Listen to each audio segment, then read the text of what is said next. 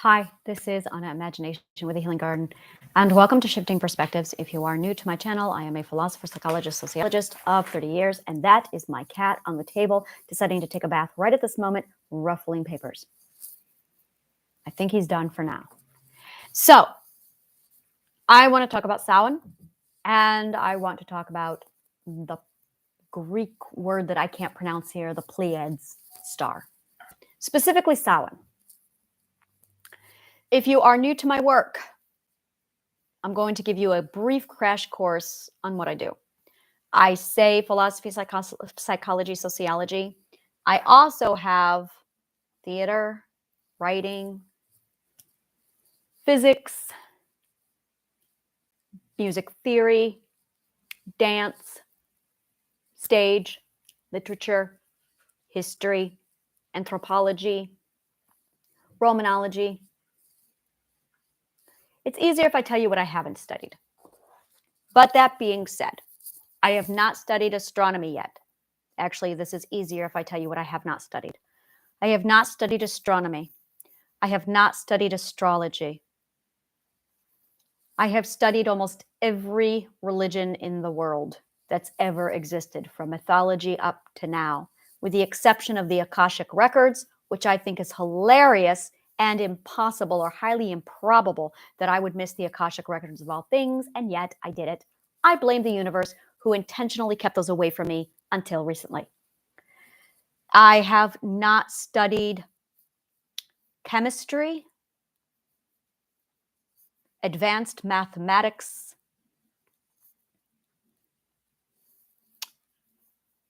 biology. I have studied a lot of botany. That's it. I have not studied astronomy, astrology, chemistry, advanced mathematics, and biology. There. I have not studied those things. Medicine. I have not studied medicine, which technically is a branch of biology. Anatomy. I have not studied anatomy. There. That's it. I've studied everything else. So, that being said, I believe that there is very much this electromagnetic field around the world. This is not a belief, this is science. Hello, welcome to physics. This is what the people over at CERN, depending upon where your region is and how you pronounce it, is doing over at CERN, is they're poking at this electromagnetic field. The electromagnetic field is my passion, my everything. That is why I do what I do. I love this thing. The electromagnetic field is basically a massive positive, negative, magnetic charge that completely encompasses the entire world. It is an energy field.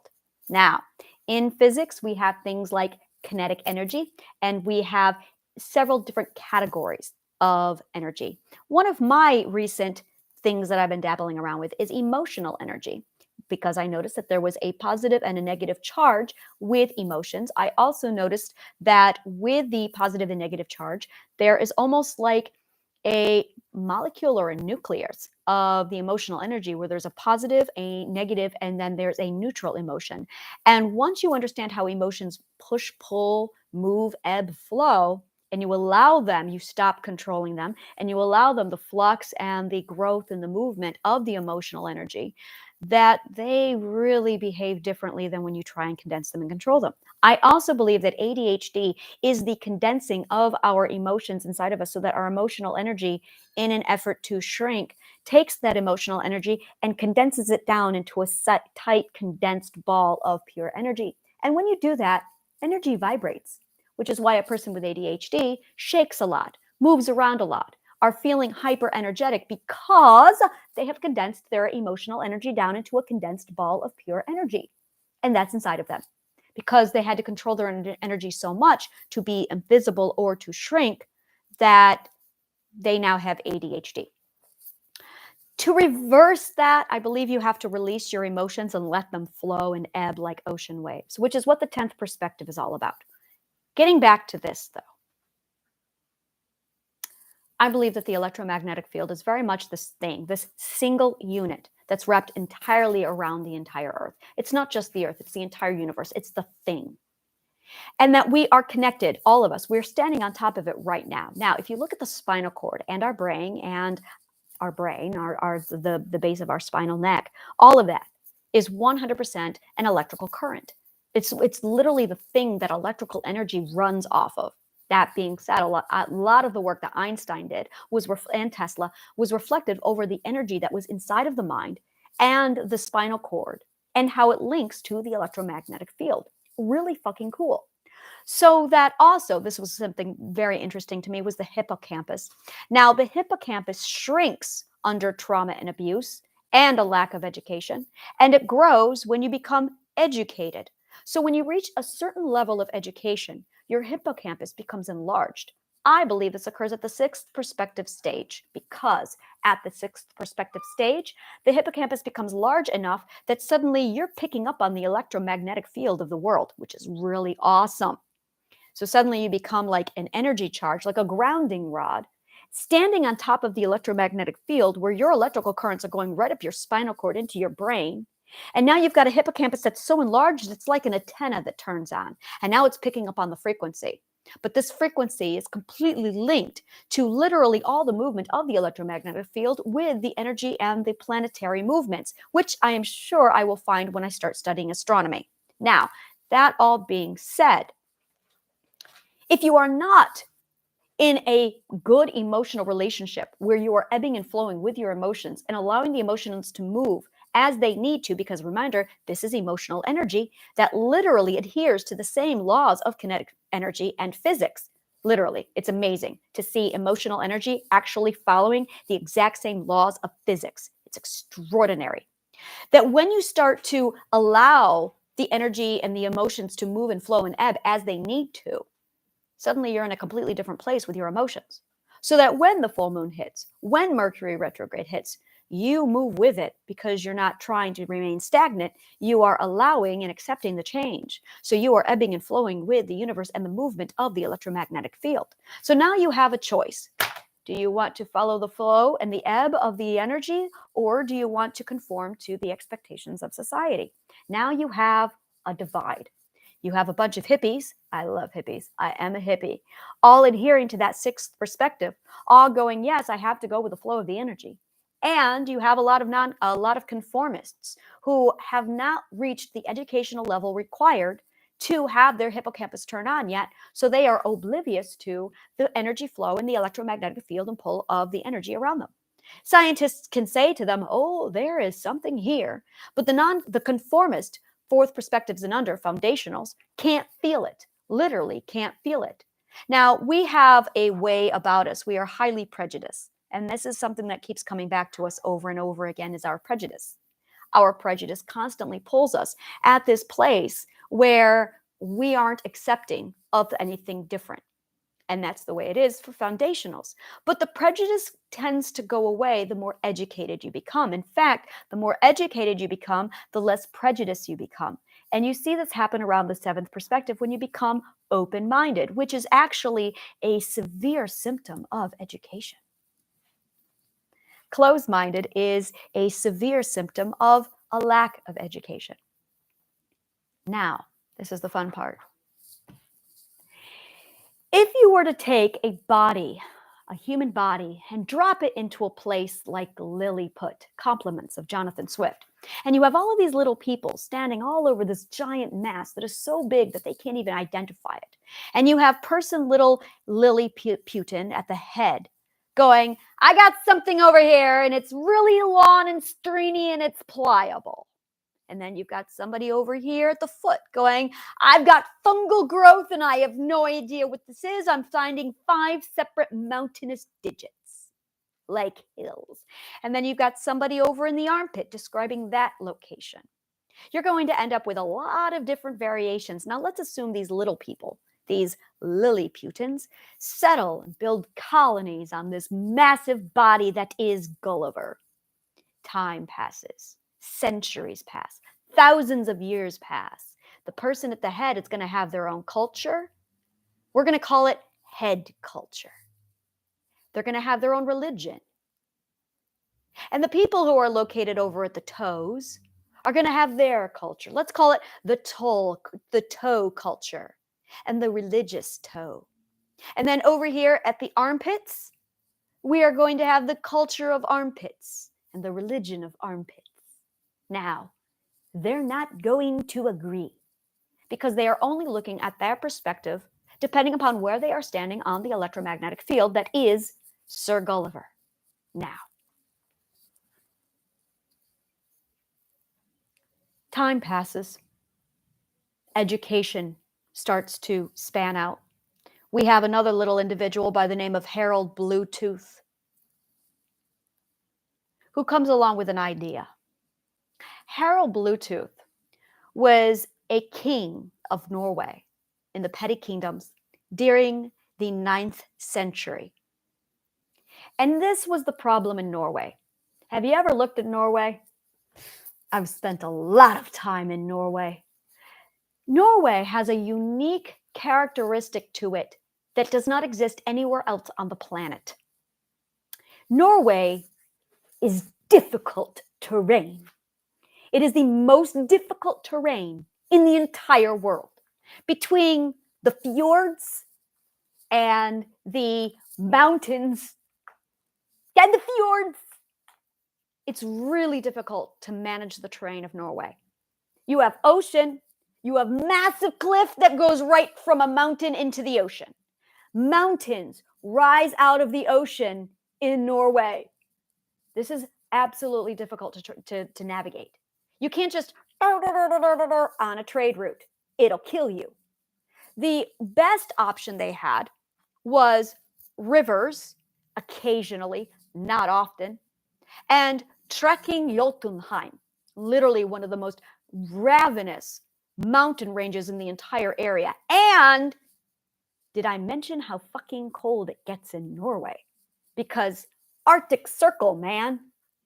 So we are talking about a live or die kind of an atmosphere. Between the Arctic Circle, the extreme drop in temperature, the mountains, and the fjords, Norway developed a little differently than the rest of the world. The petty kingdoms that popped up in Trondheim, in Oslo, in Øresund, and in Bergen all developed differently, so that each one was a pocket culture. Harold Bluetooth in the 9th century created something called a Bluetooth system, where he linked the communications between all the petty kingdoms so that they could all communicate. Today, when the Wi-Fi company came along, they decided to name themselves Bluetooth after Harold Bluetooth for allowing themselves to become exactly what Harold Bluetooth did, the communication center that linked all of the people together. And HB, the two weird things that ended up being the Harold Bluetooth logo, are the old Elder Futhark alphabet of Norse mythology, of Old Norse. It's their alphabet called Futhark. It is the initials of Harold Bluetooth, which is the H and the weird-looking K. That's a B in Old Norse Futhark that's overlapped each other. That's where we get the Bluetooth logo. Now, more time passes.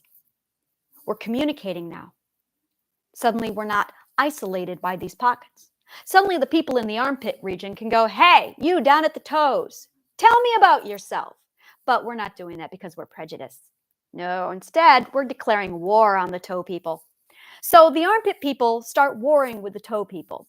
And the toe people start warring with the head people. And the head people start warring with the pit people. So now you've got all these people all over the world fighting over their prejudice instead of talking. This is normal because we're uneducated. As you become educated, the prejudice dies away. And with the prejudice dying away, you become curious. You start to value knowledge and the difference of perspective. You start to think things like, I have a culture over here of toes, but they're over there with armpits. Now, I know that we're on this electromagnetic field. How did we evolve? I pull from my anthropological studies where I go, well, this is early culture, early psychology and sociology of man. And we're developing our little culture over here in, let's say, Saudi Arabia. So let's call the toe people Saudi Arabia. And let's call the armpit people, let's call those the Chinese, Japanese, Asian culture. And let's call the head people the Celts. Now, our cultures and our little religions developed, reflecting only the atmosphere and the knowledge and the energy and the emotional energy that we felt off of the electromagnetic field at that particular point. So now we're all sitting here. We're getting smarter, where there's a divide. The uneducated are getting stupider. That's true. And I can prove it. And they're getting more prejudice. Now they're fighting. But there's another thing happening. There's a lot of people who are getting smarter. They are starting to hook up at that sixth perspective to the electromagnetic field. This first happened in 2019. There's another wave coming. When this happened, we all stopped and went, something's going on. What's going on? And we all started to think. Now I'm over here at the head people because I'm Celtic. I am 100% tuned into the energy of the Celts. That is my vibrational frequency. That is my home. Now, I don't know why. I don't know if it's because my ancestors were born and raised in Celts. I don't know if it's because I'm a reincarnation of Danu.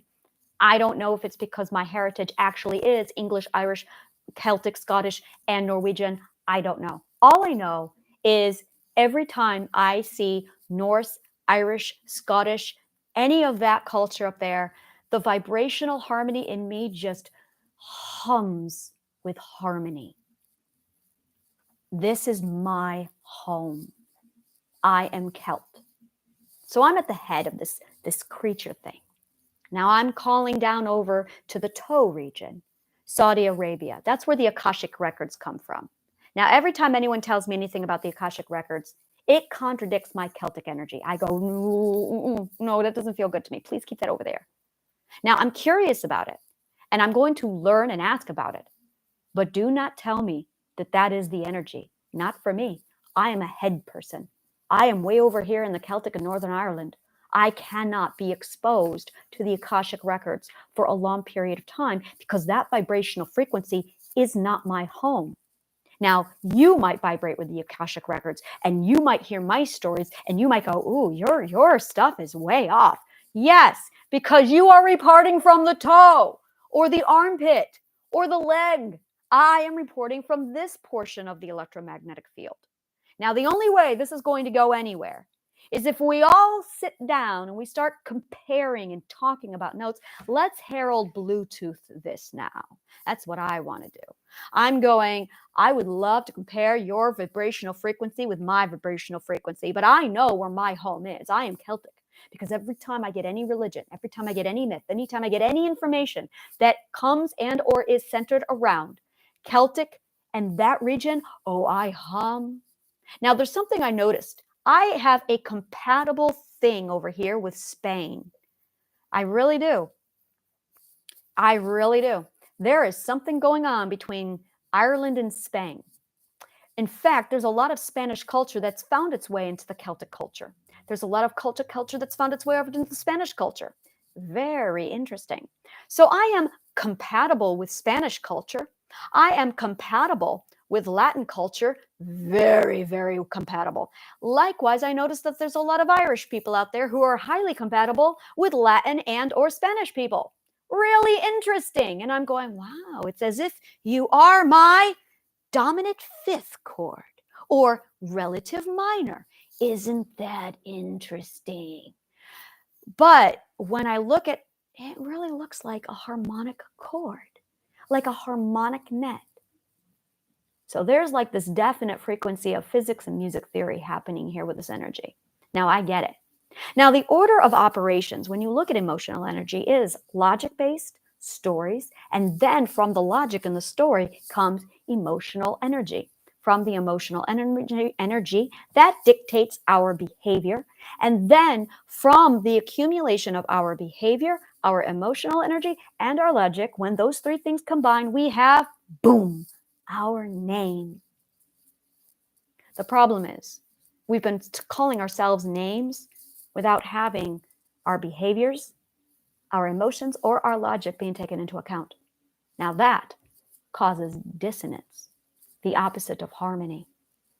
It's not harmonized. So now I'm asking questions.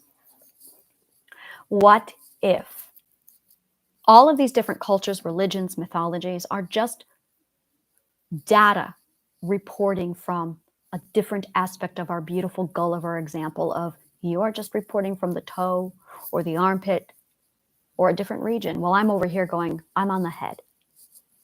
Now, suddenly the concept of right and wrong goes out the window. Now, I'm going to remind you, compliments of philosophy, that right and wrong mean what is ethical. Now, telling me your story from the toe has nothing to do with ethics. Telling me your story from the armpits has nothing to do with ethics. Nothing at all. Which means right and wrong do not exist at all in this discussion. Which means you are just giving me data. You have explored a region that I have not explored. I have mastered this gorgeous little region over here called Ireland, Scotland, Norway. Oh my God, this is my home. These are my people. And I don't have the other data. Okay, I do. I've got Egyptian mythology, I've got Greek mythology, I've got Native American, I've got quite a bit. I've got Christian, I've got Buddhism, Islam, Hinduism. I have Australian, Native, Indigenous people. I have American Indigenous people, all of them. I've accumulated all of it, except the Akashic records. A joke from the universe. So, but there's more. There's so much more that I don't have. And now I'm going, what I need is perspective. Now, I'm way up here with my perspective where I'm looking at the big picture. I am looking at the big societal picture. I'm looking at the societal picture of the year 2023. And I am taking in all the data between 2019 to 2023 and 1950 to 2023 and 1600s to 2023 and the 4th century to 2023. And I am looking at the 300th BCE century to 2023. And I am looking at early anthropological days to 2023. That's the picture that I'm on. And I'm also looking at the Big Bang to 2023. So that's my perspective. And I'm looking at all the different perspectives, at how they all changed from each and every point. I'm looking at time from Da Vinci's moment. And I'm looking at Roman with Vitruvius.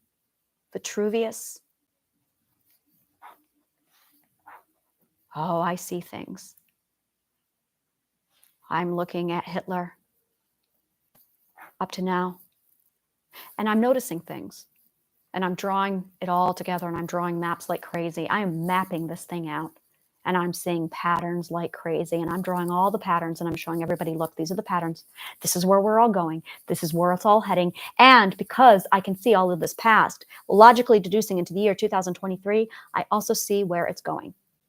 Just like Da Vinci did, just like Vitruvius did, which is why Vitruvius created central air heating and indoor plumbing in the year 300 BCE.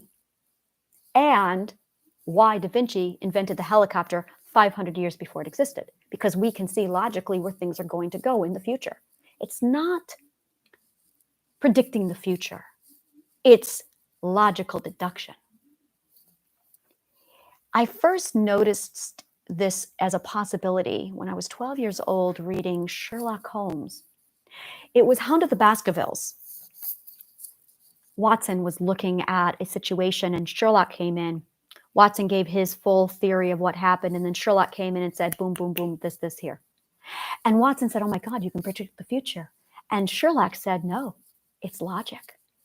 And I went, that's fascinating. That is fascinating.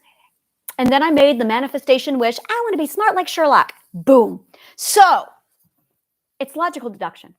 It isn't predicting the future. Okay, it is. But it's just logical deduction.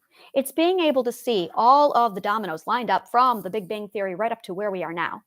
And knowing exactly how, based off of psychological and sociological behavior, they're all going to fall. because logical deduction. It's logical. That's all. And the smarter you get, the more you realize how logical this is, that it can be no other way because it's just logical. And that if you want something to change, you need a catalyst, a massive boom, like a push. That's momentum in physics. We talk about that a lot in emotional energy. So there is this one point of basically pressure building, and that's what we're experiencing right now. We are experiencing this massive buildup of pressure, and eventually it's going to explode. Well, that's called momentum. That is exactly what this is we're building up inertia, and then it's going to get to the certain point, and then it's going to propel it forward with this massive explosion of, I've had enough. I call that the breaking point. When the pressure finally builds to the point where you say, I can't take it anymore, show me the change. That's it. Show me the change. We talk about that a lot in manifestation. People who manifest say the same thing. I had this moment where I just said, enough, show me, just show me how. You reach the breaking point, and then the immediate response is, universe, show me how. And that is the moment you open your mind. That is the moment you stop controlling. That is the moment you accept the unknown. Oh, that's where I am with my partner. I do have to accept the unknown. Oh, okay, there's my breaking point. I'm at the unknown. Oh, I'm at my own breaking point. Gotcha. All right. So I'm living my life with myself. And I am living my life with my partner. And I am living my life with the garden. And they are finally all aligned. I've been waiting for this moment, the alignment. I have been waiting for this. And it happened on Samhain. Yesterday was Samhain. I see. I see. Boom, boom, boom, boom, boom.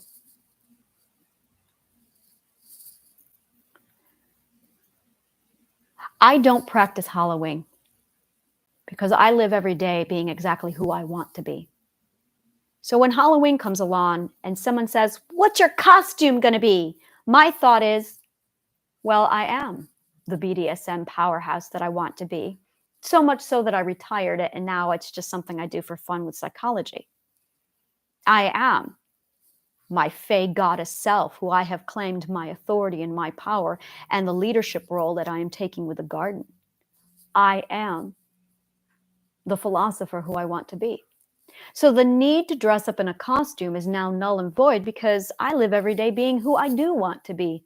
I don't need to siphon out that pent-up energy in a costume anymore. So now Halloween has a different meaning for me. But I wanted to be with my partner.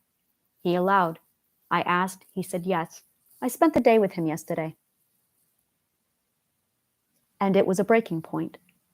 I stood at the door of the unknown. In the middle of the visit, I cried and I said, I'm sorry. I can't control my emotions. I need to leave. I need to protect you. He said, please don't leave. It's the leaving that bothers me, not the emotions. That surprised me. I got a new perspective. So I stayed and I explained to him my thoughts and my feelings. And he said, so you run away with your emotions because you're afraid? And I said, no, I'm running away to protect you because if I can't control my emotional outbursts, I should not be around you. Yes, this is how we talk and communicate with each other. He said, I'm concerned about you traveling with this emotional upset. He said, you are safe, yes. Do you feel physically in danger? Do you feel mentally in danger? Do you feel emotionally in danger? I said, absolutely not. I am safe with you. I trust you explicitly. Now there's the trust again. Self-trust, partner trust. And now I have to trust you. Yeah, that's what I was trying to get to. Because we have to now venture into the unknown. Now, I've never been here with myself before. I've been at the 12th perspective a whole whopping 3 days. This is unknown. I don't know what's happening to me after this point. I don't know. I have no more documentation. What it feels like is I've repeated the 12 perspectives and I'm going through them again. My partner and I are also at an unknown. I have exhausted all of my resources and I officially have no idea what is going on from this point on. I don't know. I trust him though, and I'm going forward. And this aligns with you. I don't know how this is going to go forward. I knew that I was waiting for the alignment of this particular moment, which, by the way, is one of the triangles in triadic healing, which is the self, the partner, and the others. Self, the point of relativity, and others. And all three of you finally just came together and boom, you synchronized on the same day, last night, Samhain of 2023. What the fuck is going on with 2023? Now, this morning, I woke up and I thought things like, all right then, I know exactly what I have to do. I am going to be creating a combination of workshops that are going to basically put all of this into execution. The workshops are free. Sign up on the link below, click on Change Now. It's the very first link on my Linktree account. We'll get you right into the workshops. I'm probably going to host them every week. And it's going to be cultivated with how do we go from the breaking point to show me the change, to stepping into the unknown. Now, I'm telling you right now, the unknown is fucking scary. I am at the 12th perspective and I have no idea. I've got people going, there's an infinite amount of perspectives. I've got other people going, there are 18. I've got other people going, there's only 9. Well, no, there's not 9. There are definitely 12. I have them documented and well recorded and researched. But I don't know. I don't know. I am officially, boldly going where no man has gone before.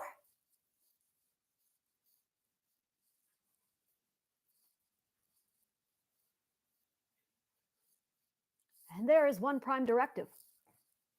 Under no circumstance do you violate another person's perspective. That's the only rule. Prime directive. That is it. You do not touch my perspective. I do not touch yours. Full respect for the perspective from this point forward. Has to be. Because the perspective is the core of the identity. The perspective is the core of everything you are. Because you are reporting from your toe culture or your armpit culture. And I'm reporting from my head culture. And I have no idea what you are holding for me over there, but by God, we have got to start putting aside our prejudice and comparing notes to figure out what all of this actually translates to. Now, I got my partner, and I have no idea what ventures lie ahead for that. And I've got myself with the 12th perspective, and I have no idea what ventures that is for that. And I also am going forward with the garden, and I have no idea. So I am officially aligned with the unknowns. They all hit at the exact same time, Samhain of 2023.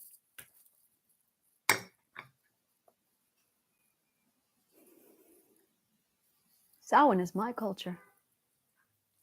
Samhain is my culture. I know exactly what Samhain is. It is a doorway. Samhain is a door. And I do believe last night I walked through it.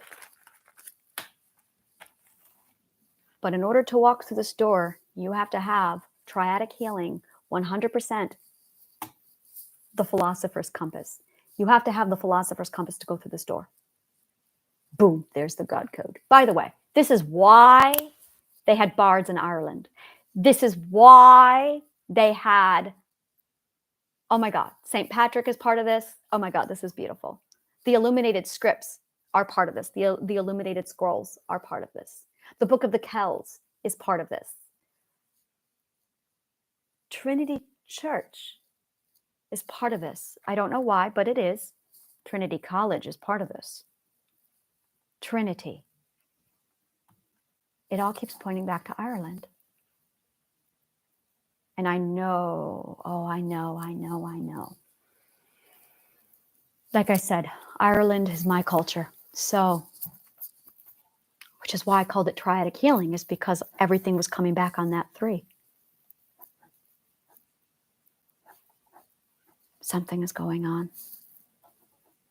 All right, so this is vital. There is something called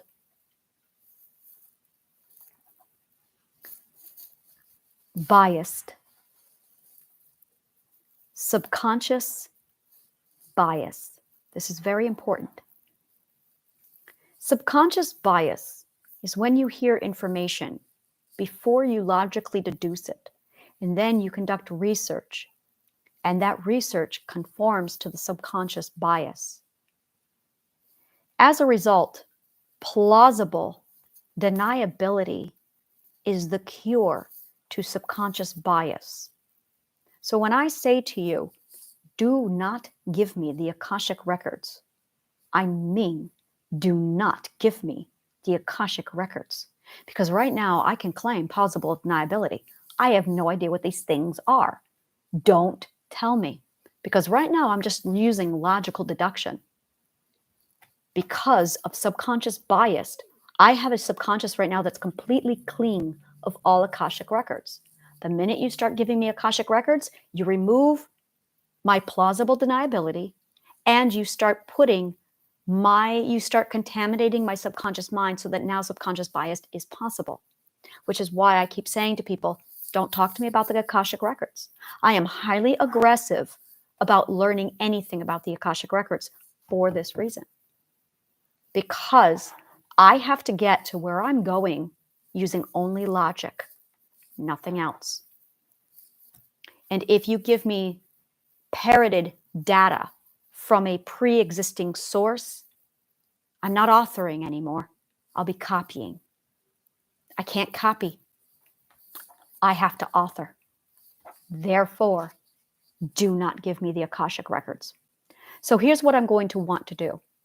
I am going to want to tell you, this is my findings. This is what I've discovered. This is all the data that I have pulled and what I see. If I match it to what you have, get excited. Fill in the blanks and you draw the connection. This is imperative. Your role is to draw the connection from what I am saying to your source.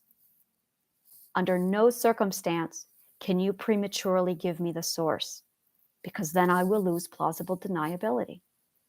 So I am to give you my information so you can relate it to my logic. Check my logic. Check my logic. Because my logic is solid and it's based off of all of the milestones. Because I'm just pulling from milestones, all of the data coming together. And then I'm forming a logical argument off of that. And then I'm presenting it to you. Do not give me the material beforehand. My logic must come first because of plausible deniability and subconscious bias. I think that covers everything. That is my rule, because I am building a logical network of history.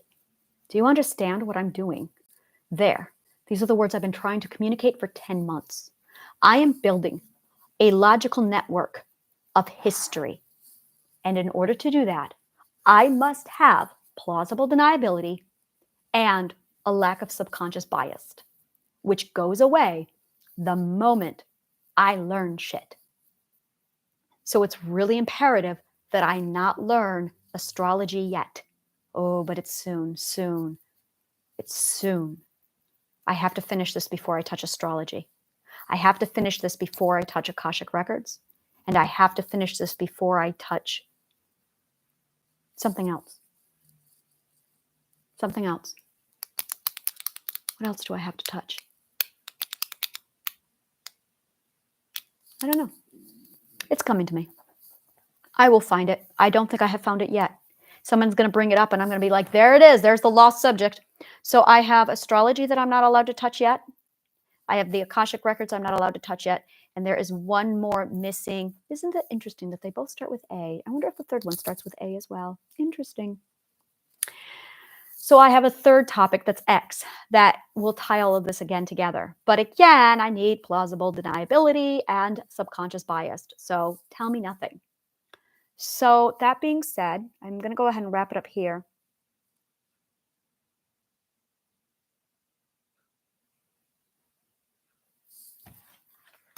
I needed the philosopher's compass to go through the door. That's what it was. I went through the door. And I am looking at a different perspective. This is a different perspective. This is a very different perspective.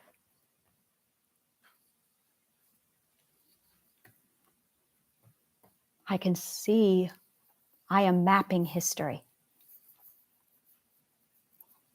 I am following the God code throughout history. Every time it pops up, someone steps in and annihilates it. And with, oh my God, I can see it so clearly.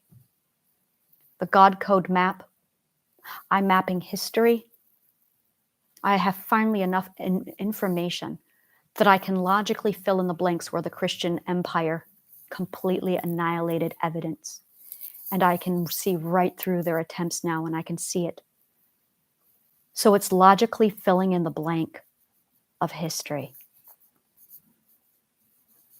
And it starts around 600 BCE to 2023. That's the map I'm putting together. Isaac Asimov is part of this. Arthur C. Clarke, Ayn Rand,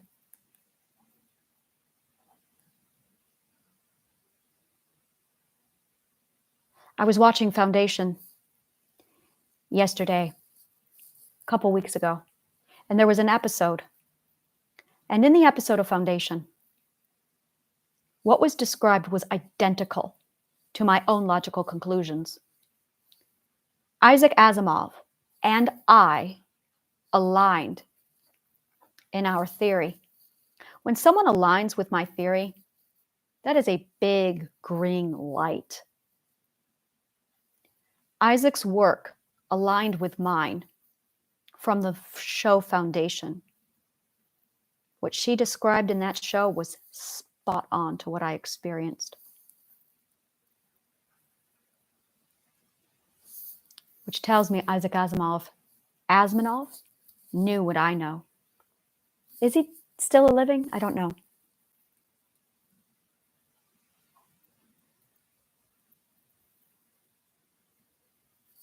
Sometimes I think about writing books again, but the problem is I'm mapping.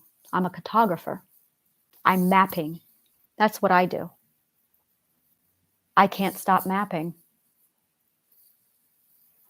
I love cartography. I love cartography so much.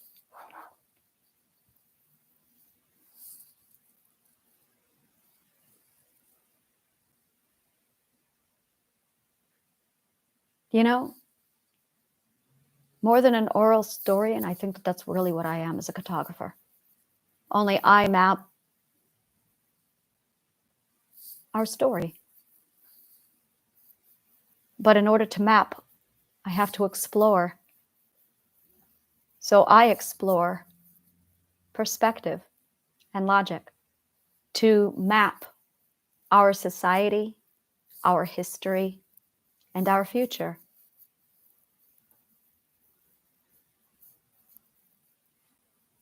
Wow, that's really it, isn't it? I am just a cartographer. And I am mapping our past, our present, and our future. Wow.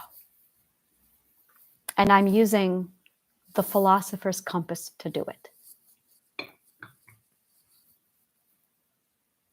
I suddenly know who I am. A little bit more. This is where we're going. Which is why there's no fear. But there's always been a map up to this point. That was what scared me last night, was there's no map. I told my partner this. I said, this is the first time in my life I don't know. I said, I don't know human behavior. How can I not know human behavior? I don't know. I don't know what comes after the 12th perspective. I feel like the doctor, when there's 12 doctors, and in the very, very classic Who, they say you only get 12 regenerations. But you don't know that unless you've watched classic Who. So when you get to the 9th and the 10th doctor, it starts to be in your mind. You get to David Tennant, Matt Smith, and you're going, what happens when he hits the 12th dread generation? Because I remember way back with Tom Baker, they told him, was it Tom Baker? It's Patrick. Oh, my gorgeous, beautiful, sexy Patrick. I love Patrick. Patrick was the second Doctor. He was my favorite. Matt Smith based his personality off of, or his interpretation of the Doctor, off of the second Doctor, Patrick, which is why I love the 11th Doctor so much, is because it was like a reincarnation, almost like a regeneration of the second Doctor. And I loved it because no one ever regenerated after the likeness of the second Doctor. Oh my God, I have not told you guys. So I love Doctor Who, but let me tell you why I love Doctor Who. It's because when I watched Doctor Who, I was breaking down the psychology of the actors and their idolization of all of the different actors that they grew up with. So the first Doctor was his personality. The second Doctor was original. The third Doctor was original. The fourth Doctor was an original. The first, you might say. And the fifth Doctor based his personality off of the third, who he idolized, while the sixth Doctor based his interpretation off of the second one, who he idolized. Meanwhile, the ninth Doctor. So after the fourth Doctor, after Tom Baker, all the actors henceforth based their interpretation of Doctor Who off of the four first original Doctors. And they made it their own. So each actor, whichever one influenced them the most, is the personality that they then linked into. Now let's take a look at the book Little Women. Little Women, you're presented with 4 different women. Each woman is supposed to represent each 4 different personalities. Boom. See how this goes? 4 little women and 4 doctors. And from thenceforth, you have 4 variations of a personality. Now, as people and regenerations came along in Doctor Who, you were getting combinations and variations of all of those first original 4 personalities. Fascinating. The 13th Doctor was based off of the first Doctor. She is a lot like William Hartnell's Doctor. Absolutely extraordinary, but this is information you don't have unless you study psychology, human behavior, sociology, and Doctor Who. So anyway, we get to the 12th Doctor.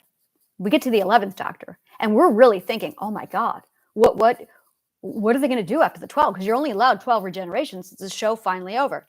And they worked it in there that basically the 12th regeneration is given an unlimited supply of regeneration. So the Doctor will continue to regenerate now indefinitely. There was a law that was passed from Gallifrey. This is canon. That basically said a Time Lord was not allowed to regenerate more than 12 times to ensure that he would not have unlimited amounts of power. It was to prevent a hierarchy from happening. And with the Doctor in Doctor Who, they finally got to that point where they said, okay, we are removing this law from you and giving you unlimited regeneration because you have proven yourself ethical enough. And so the Doctor is one of the few people who has unlimited amounts of regeneration accessible to him. So the question is, how are they going to work? I think with the Master, his regeneration is he found a way to bypass the law. So he manipulatively allowed himself to regenerate indefinitely. So it's really curious to how the Master is going to go with this, but I loved it. I absolutely love how they twist that around. So yeah, there was a lot of me going, what's going to happen after the 12th regeneration? What's going to happen after the 12th perspective? Now, in the Bible, Christ goes away. He vanishes. He goes to prepare a place for us. And I'm sitting here going, wait, what happened to Christ? That's been on my mind since day one. I'm going, what happened to Christ after he reached the 12th perspective? Where did he go? I don't want to go away. I don't want to vanish. Do I become energy? I don't know what happens after the 12th perspective. I'm going to be blunt. I'm really fucking scared because I'm sitting here going, does that mean you become literally energy itself and you fuse yourself into the energy? What happens to me? I don't know. I don't know. I don't know if Jesus just disguised himself as an immortal and then just he's a sage who wanders the world and hides out in caves and we just don't know that he's actually there. So Jesus might still be here with us, brooding in a cave somewhere under a cape, being all hooded like Strider, smoking a pipe going, yes, I know everything. Because he's observing now. I don't know. What happened to Christ? That's something that's been on my mind a lot and it scares the fuck out of me. Because I love it here. I don't want to leave. There you go. I don't want to go. There's David Tennant. I get it. I don't want to go. I don't know.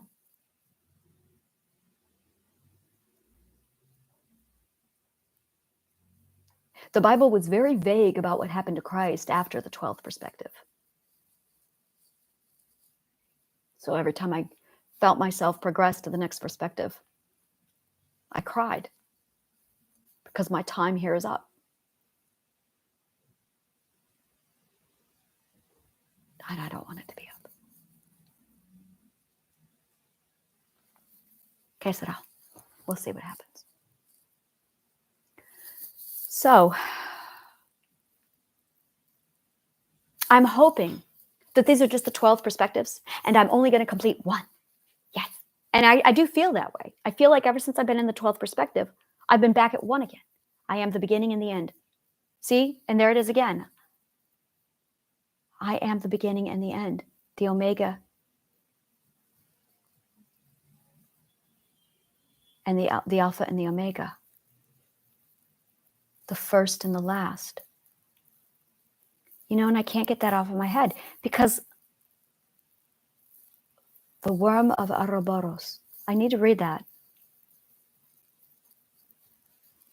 That was from me. The worm of Ouroboros is part of this.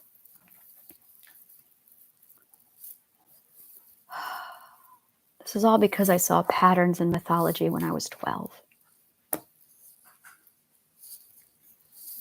All right. I'm going to wrap this down.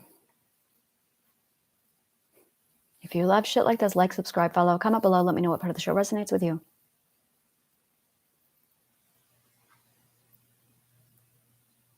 If I had my dream, I would just map this for the rest of my life. That's what I would do. I would just map this out. I feel like I'm almost done mapping the past. And I'm going to start mapping the future here soon. That would be awesome. I want to map the future. What's your job? I map the future.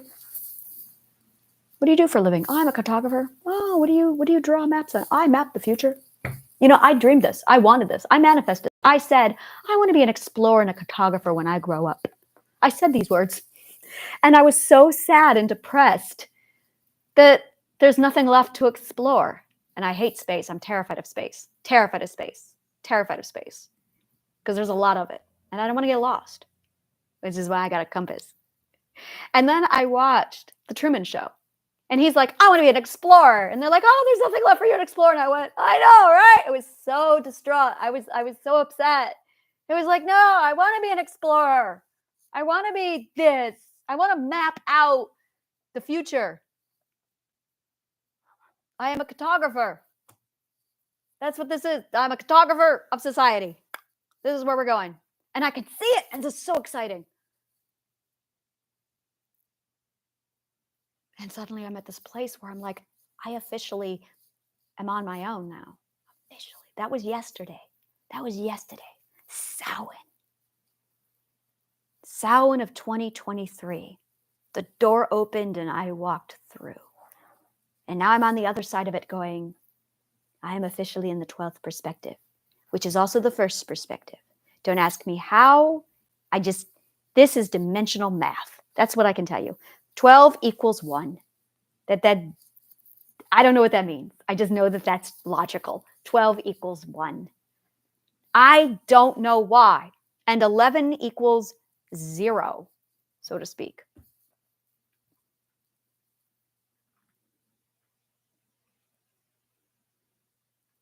I don't know.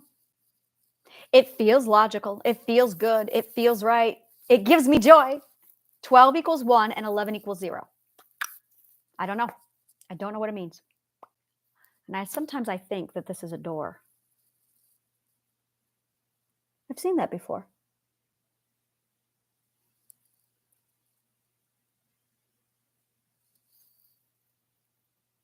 Maybe I should study symbols. It's another subject I have. So I found the other angels and demons.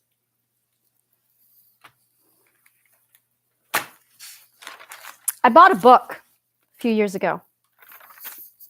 And I couldn't read it. I could not. Every time I tried, the universe jarbled up my emotions, and I just could not read it. Angels and demons. Symbology. Never studied it. Oh, it fascinated me. I read the Da Vinci Code, but when I got angels and demons, oh, the universe just made so much noise in my brain and I could not read that book. So I have never read anything past Da Vinci Code. That's the next piece. So Akashic Records, astrology, and angels and demons. There it is. I never studied symbology. Now, for etymological purposes, because I think this would be fun, let's look up symbology. Etymology.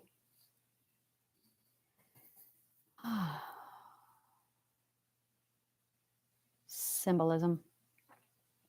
Classic Greek.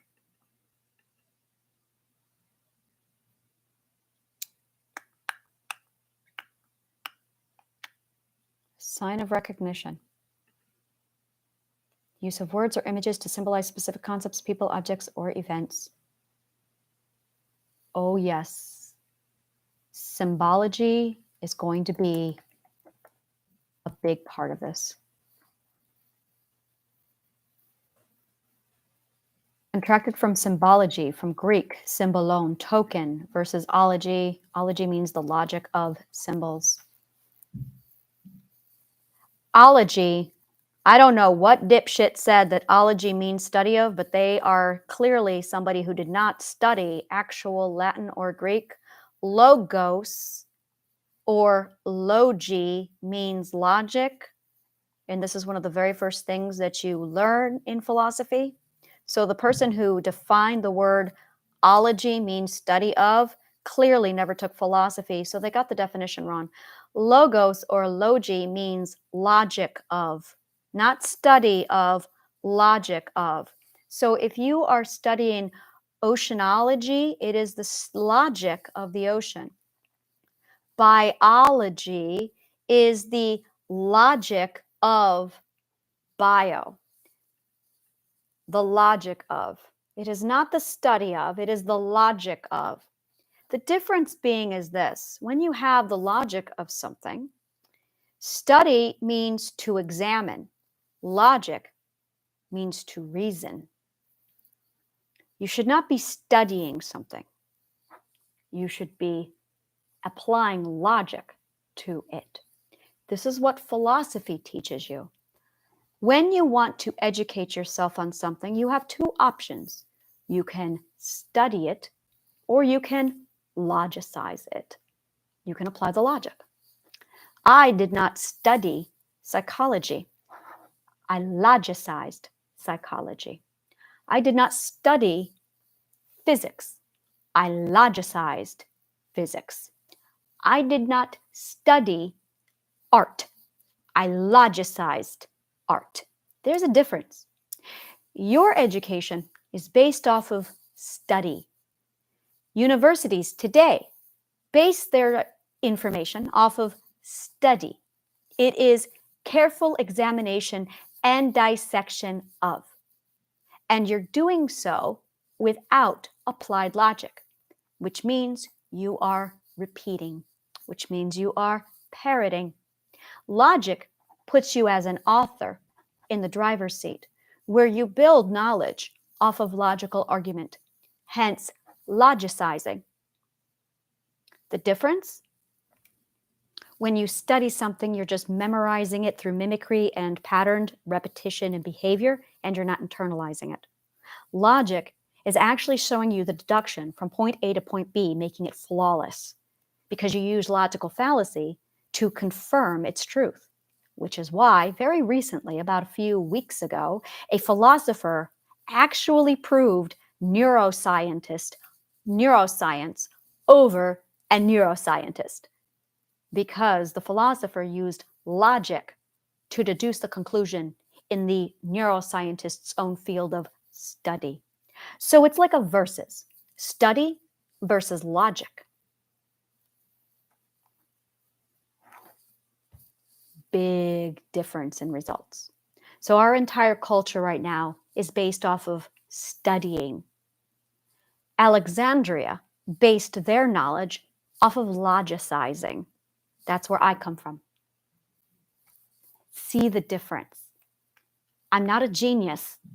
I just went to a different school. That's all. Because we don't know how to learn. We don't know how to study. Alexandria did. Logic. All right, I'm going to wrap this up. If you want to join my workshops, click on the link below and sign up under Change Now. Thank you so much, and may the kindest of words always find you.